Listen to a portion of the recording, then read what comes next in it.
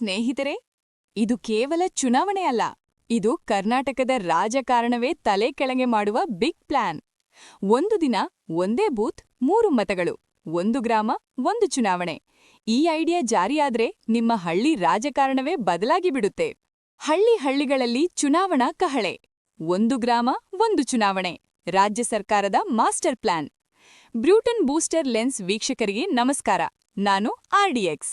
ಸ್ನೇಹಿತರೆ, ಸರ್ಕಾರ ಈ ಸಲ ಚುನಾವಣೆಯಲ್ಲಿ ಡಬಲ್ ಅಲ್ಲ, ಟ್ರಿಪಲ್ ಧಮಾಕ ಕೊಡ್ತಾ ಇದೆ. 1 ಮತ, 2 ಮತ, 3 ಮತ. ಒಂದೇ ದಿನ 3 ಚುನಾವಣೆ. 1 ಗ್ರಾಮ, 1 ಚುನಾವಣೆ. ಇದು ರಿಫಾರ್ಮ್ನಾ ಅಥವಾ ರಿಸ್ಕ್ನಾ? ಕರ್ನಾಟಕದ ಹಳ್ಳಿ ರಾಜಕಾರಣಕ್ಕೆ ಇದು ಬಾಂಬ್ಶೆಲ್ ಆಗುತ್ತಾ? ಇವತ್ತು ಡೀಟೇಲ್ ಆಗಿ ಬಿಚ್ಚಿಡೋಣ.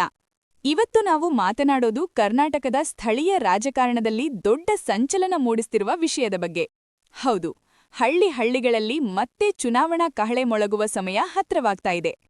ಸುಮಾರು ಕೆಲವು ವರ್ಷಗಳಿಂದ ಗ್ರಾಮ ಪಂಚಾಯಿತಿ, ತಾಲೂಕು ಪಂಚಾಯಿತಿ ಮತ್ತು ಜಿಲ್ಲಾ ಪಂಚಾಯಿತಿಗಳ ಚುನಾವಣೆಗಳು ನಡೆಯದೆ ಬಾಕಿ ಉಳಿದಿವೆ.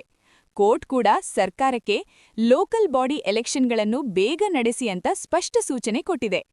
ಇದರಿಂದಾಗಿ ಈಗ ರಾಜ್ಯ ಸರ್ಕಾರ ಫುಲ್ ಅಲರ್ಟ್ ಮೋಡ್ಗೆ ಹೋಗಿದೆ. ಇಷ್ಟೇ ಅಲ್ಲ, ಒಂದು ದೊಡ್ಡ ಬದಲಾವಣೆಗೂ ಸರ್ಕಾರ ಮುಂದಾಗಿದೆ.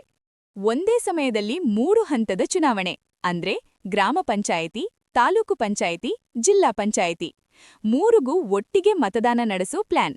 ಇದನ್ನೇ ಸರ್ಕಾರ 1 ಗ್ರಾಮ, 1 ಚುನಾವಣೆ ಅನ್ನೋ ಹೆಸರಿನಲ್ಲಿ ತರಲು ಮುಂದಾಗಿದೆ. ಟಿ-ಕಾಯಿನ್ ಏಕೆ ಈ ಬಿಗ್ ಪ್ಲಾನ್? ಕಳೆದ 3-4 ವರ್ಷಗಳಿಂದ ನಾನಾ ನೆಪ ಹೇಳ್ಕೊಂಡು ಸ್ಥಳೀಯ ಸಂಸ್ಥೆಗಳ ಚುನಾವಣೆಗಳನ್ನ ಮುಂದೂಡುತ್ತಲೇ ಬಂದಿದ್ರು.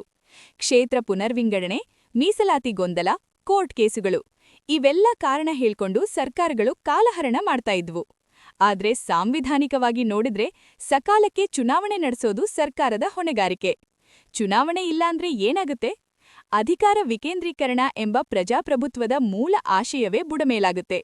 ಜನರ ಪ್ರತಿನಿಧಿಗಳಿಲ್ಲದೆ ಅಧಿಕಾರಿಗಳು ಆಡಳಿತ ಮಾಡ್ತಾರೆ. ಅಭಿವೃದ್ಧಿ ಕೆಲಸಗಳು ಸ್ಥಗಿತವಾಗ್ತವೆ. ಈ ಬಗ್ಗೆ ಸರ್ಕಾರದ ಒಳಗಡೆಯಿಂದಲೇ ಒತ್ತಡ ಶುರುವಾಯಿತು.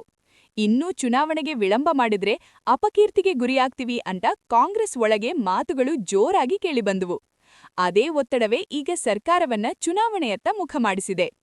ರೆಡ್ ಪಾಯಿಂಟ್: ಇವಿಎಂ ಬದಲು ಬ್ಯಾಲೆಟ್ ಪೇಪರ್. ಇದರಲ್ಲಿ ಮತ್ತೊಂದು ದೊಡ್ಡ ಟ್ವಿಸ್ಟ್ ಇದೆ. ಈವರೆಗೆ ಜಿಲ್ಲಾ, ತಾಲೂಕು ಚುನಾವಣೆಗಳಿಗೆ ಇವಿಎಂ, ಗ್ರಾಮ ಪಂಚಾಯಿತಿಗಳಿಗೆ ಬ್ಯಾಲೆಟ್ ಪೇಪರ್. ಆದ್ರೆ ಈ ಬಾರಿ 3 ಹಂತಕ್ಕೂ ಬ್ಯಾಲೆಟ್ ಪೇಪರ್. ಸರ್ಕಾರದ ಮಾತು ಏನು ಅಂದ್ರೆ, ಸ್ಥಳೀಯ ಚುನಾವಣೆಯ ಸ್ವರೂಪ ನೋಡಿದ್ರೆ ಬ್ಯಾಲೆಟ್ ಪೇಪರ್ ಹೆಚ್ಚು ಪಾರದರ್ಶಕ ಅಂತ. ಕರ್ನಾಟಕದಲ್ಲಿ ಈಗ 5,948 ಗ್ರಾಮ ಪಂಚಾಯಿತಿಗಳು, 31 ಜಿಲ್ಲಾ ಪಂಚಾಯಿತಿಗಳು, 24 ತಾಲೂಕು ಪಂಚಾಯಿತಿಗಳು, ಸುಮಾರು 95,000ಕ್ಕೂ ಹೆಚ್ಚು ಜನಪ್ರತಿನಿಧಿಗಳ ಸ್ಥಾನಗಳು. ಇವೆಲ್ಲವಕ್ಕೂ ಒಟ್ಟಿಗೆ ಚುನಾವಣೆ ನಡೆಸೋದು ಸುಲಭದ ಕೆಲಸ ಅಲ್ಲ ಅನ್ನೋದು ನಿಜ. ಟಿ-ಕಾಯಿನ್ ಇಷ್ಟು ವರ್ಷ ವಿಳಂಬ ಏಕೆ ಆಯ್ತು? ಮುಖ್ಯ ಕಾರಣಗಳು: ಕ್ಷೇತ್ರ ಪುನರ್ವಿಂಗಡಣೆ, ಮೀಸಲಾತಿ ಪಟ್ಟಿ ಗೊಂದಲ, ಕೋರ್ಟ್ ಕೇಸುಗಳು, ಸರ್ಕಾರಗಳ ರಾಜಕೀಯ ತಂತ್ರ. ಒಂದು ಹಂತದಲ್ಲಿ ಬಿಜೆಪಿ ಸರ್ಕಾರ ಕ್ಷೇತ್ರ ಮರುವಿಂಗಡಣೆ ಅಧಿಕಾರವನ್ನ ಚುನಾವಣಾ ಆಯೋಗದಿಂದ ತೆಗೆದುಕೊಂಡು ಪಂಚಾಯತ್ ರಾಜ್ ಸೀಮಾ ನಿರ್ಧಾರ ಆಯೋಗಕ್ಕೆ ಕೊಟ್ಟಿತ್ತು. ಇದರಿಂದ ವಿಷಯ ಕೋರ್ಟ್ಗೆ ಹೋಯಿತು. ನಂತರ ಬಂದ ಸರ್ಕಾರಗಳು ವರದಿ ಒಪ್ಪಿಕೊಂಡ್ರೂ ಮೀಸಲಾತಿ ಪಟ್ಟಿ ಫೈನಲ್ ಮಾಡೋದಲ್ಲಿ ವಿಳಂಬ ಮಾಡಿವೆ. ಇದಕ್ಕೆ ಬೇಸತ್ತ ರಾಜ್ಯ ಚುನಾವಣಾ ಆಯೋಗವೇ ಹೈಕೋರ್ಟ್ಗೆ ಹೋಗಿತ್ತು. ಈಗ ಎಲ್ಲಾ ಅಡೆತಡೆಗಳನ್ನು ಕ್ಲಿಯರ್ ಮಾಡಿ ಸರ್ಕಾರ ಚುನಾವಣೆ ನಡೆಸಲು ಸಿದ್ಧವಾಗ್ತಾ ಇದೆ. ರೆಡ್ ಪಾಯಿಂಟ್: ಗ್ರಾಮ ಪಂಚಾಯಿತಿಗಳಿಗೆ ಆಡಳಿತಾಧಿಕಾರಿ ನೇಮಕ ವಿವಾದ. ಇತ್ತೀಚೆಗೆ ಸರ್ಕಾರ ಅವಧಿ ಮುಗಿದ ಗ್ರಾಮ ಪಂಚಾಯಿತಿಗಳಿಗೆ ಆಡಳಿತಾಧಿಕಾರಿಗಳನ್ನು ನೇಮಿಸಲು ಮುಂದಾಗಿದೆ. ಇದಕ್ಕೆ ಗ್ರಾಮ ಪಂಚಾಯಿತಿ ಸದಸ್ಯರ ಮಹಾಮೊಕ್ಕೂಟ ತೀವ್ರ ವಿರೋಧ ವ್ಯಕ್ತಪಡಿಸಿದೆ. ಅವರ ಮಾತು ಏನು ಅಂದ್ರೆ, ಪಂಚಾಯತ್ ರಾಜ್ ಕಾಯ್ದೆಯಲ್ಲೇ ಈಗಿರುವ ಸದಸ್ಯರನ್ನೇ ತಾತ್ಕಾಲಿಕ ಆಡಳಿತ ಸಮಿತಿಯಾಗಿ ಮುಂದುವರಿಸೋ ಅವಕಾಶ ಇದೆ. ಆದ್ರೆ ಸರ್ಕಾರ ಅದನ್ನ ಬಳಸದೆ ಅಧಿಕಾರಿಗಳನ್ನು ನೇಮಿಸ್ತಿರೋದು ಪ್ರಜಾಪ್ರಭುತ್ವಕ್ಕೆ ವಿರುದ್ಧ ಅಂತ. ಇದಕ್ಕೆ ವಿಧಾನ ಪರಿಷತ್ ಸದಸ್ಯ ಮಂಜುನಾಥ್ ಭಂಡಾರಿ ಅವರು ಬೆಂಬಲ ಕೊಟ್ಟಿದ್ದಾರೆ. ಟಿ-ಕಾಯಿನ್ ಒಟ್ಟಿನಲ್ಲಿ ಏನಾಗುತ್ತೆ? 2026 ಕರ್ನಾಟಕ ಪಂಚಾಯತ್ ರಾಜ್ ಇತಿಹಾಸದಲ್ಲಿ ಒಂದು ಮಹತ್ವದ ವರ್ಷ ಆಗೋದು ಫಿಕ್ಸ್. ಒಂದೇ ಸಮಯದಲ್ಲಿ 3 ಹಂತದ ಚುನಾವಣೆ ನಡೆದ್ರೆ ಹಣ ಉಳಿತಾಯ, ಸಮಯ ಉಳಿತಾಯ, ಅಭಿವೃದ್ಧಿಗೆ ವೇಗ. ಆದ್ರೆ ಸವಾಲುಗಳು ಕಡಿಮೆಯಿಲ್ಲ.